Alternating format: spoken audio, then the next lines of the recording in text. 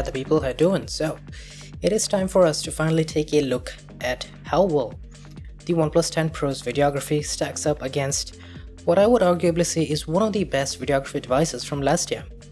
Now, just because it's from last year, it doesn't necessarily mean that it's not gonna do very well to OnePlus's current gen flagship. Alright, so selfie video right here for both of these phones. Now, I know, I'm pretty sure you can hear all that pounding, it's a new building, I can't really do much about it, but anyways, this is what we got. It's 1080p on both, so still not even close to the best, and now you can see this is how they perform in basically a backlit situation of sorts. I think the Mi 11 is doing a better job here, as far as I can tell on the viewfinder at least. I'm pretty sure that's going to be the case in the final result as well, but yeah, I'll see you soon. Now, out of these two phones, only the OnePlus can do portrait video recording on the front camera, so that's a neat feature. Both are still 1080p, obviously, but yeah, not bad.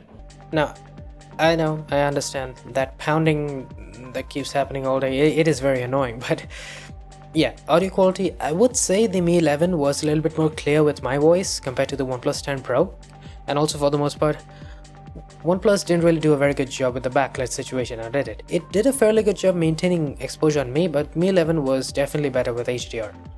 Now 4K 30, on the other hand, I would say it is very close on both.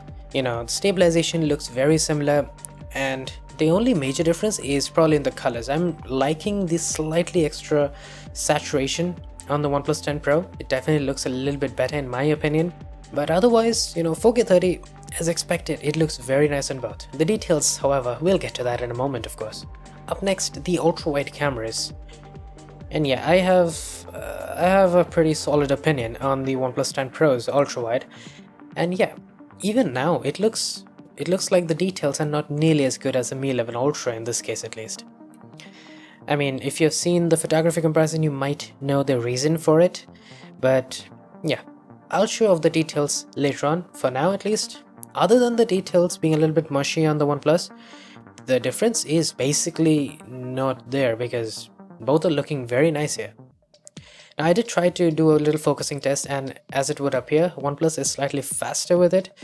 For the most part, the Mi 11 is not bad, but it definitely takes a little bit time to focus whenever we change subjects, that is.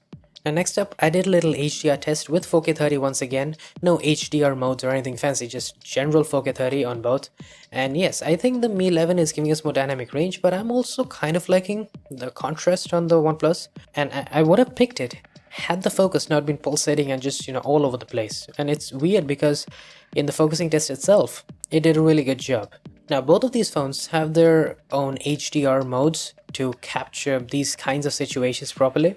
So Mi 11 Ultra has an HDR mode, and it is only limited to the main camera, but we can use 4K 30. On the OnePlus, we have this AI highlights mode, and yes, it is limited to the main camera obviously, but it is also going to drop down to 1080p, which is a huge disadvantage in my opinion, because in a flagship 4K video, that is the only way of getting pristine quality, and you don't get that at 1080p, needless to say.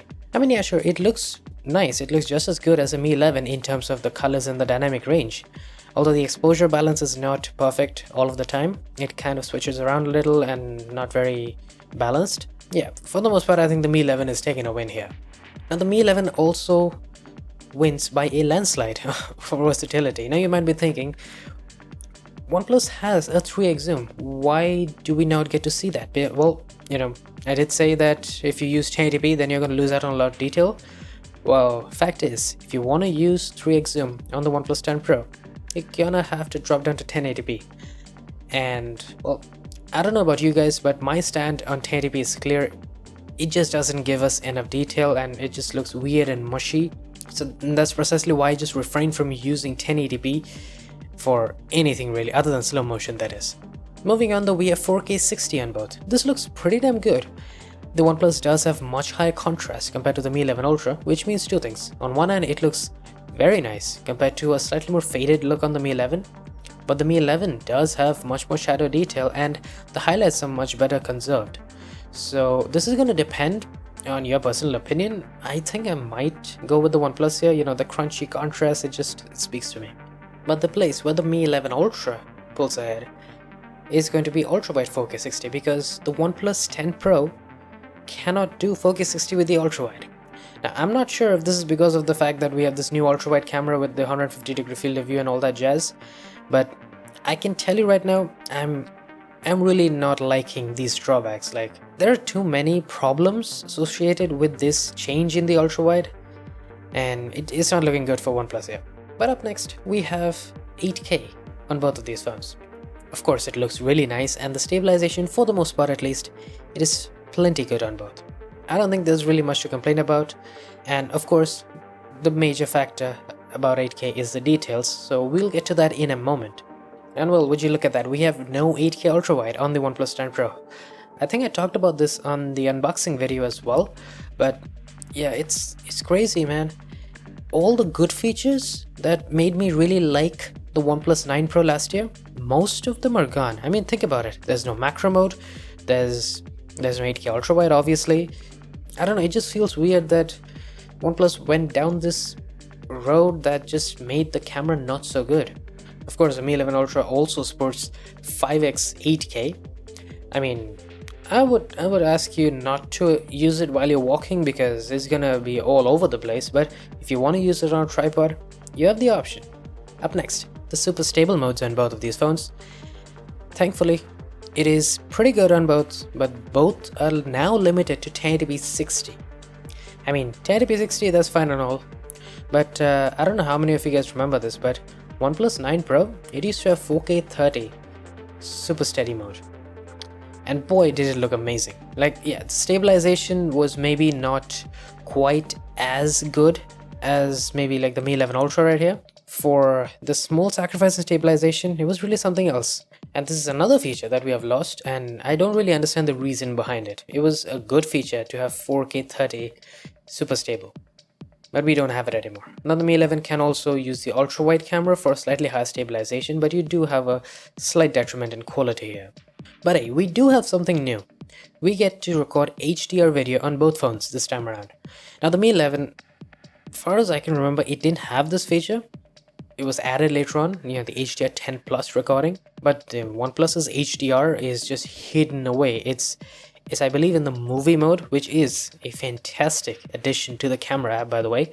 But yeah, you can get HDR from the movie mode on the OnePlus 10 Pro, which is why it's locked into this 21:9 aspect ratio. You know, love it, hate it, you can't really do much about it, but if you want HDR video, that's the only way to go. And I think it looks pretty damn good on both. Slightly higher contrast and saturation on the Mi 11, which is why I like it, but you know, the OnePlus is not bad either. Now then, what is arguably my favorite part of this camera comparison, it is the details. So zooming right in, there's going to be 5x crop for all of them. And well, at 4K 30 with the main camera, the Mi 11 seems to be doing a better job. Just the general sharpness is higher on the Mi 11 compared to the OnePlus 10 Pro. And it is a very small difference on the main camera, at least, you know, considering just how much we have zoomed in. On the ultra-wide camera, however, I actually distinctly remember the OnePlus 9 Pro having more detail compared to the Mi 11 Ultra. But now, that's not the case anymore, because the Mi 11 has better details. I mean, you can see just the overall definition of the flowers, the vase itself, much better on the Mi 11 Ultra. And I mean, the same goes for 8K. I mean, what would you expect? It just increases the general detail on the Mi 11. I mean, 8K detail preservation, especially with the ultrawide camera on the Mi 11, is not perfect. You know, some of the shadows, they get a little mushy, but it still scores ahead of the OnePlus 10 Pro. So, you know, for all intents and purposes, in this comparison, it is doing far better than the OnePlus 10 Pro. It just feels weird that a flagship from last year is doing so much better in so many places and has so many more features than what is arguably a really, or was supposed to be a really good flagship for this year. Now with the main camera and using 8K, it's much closer than what we saw on the ultrawide, of course. And well, I guess if I really had to nitpick, I would say the Mi 11 has less overprocessing and just better detail preservation, especially if you look at the edges of basically everything. And now let's take a look at low light video.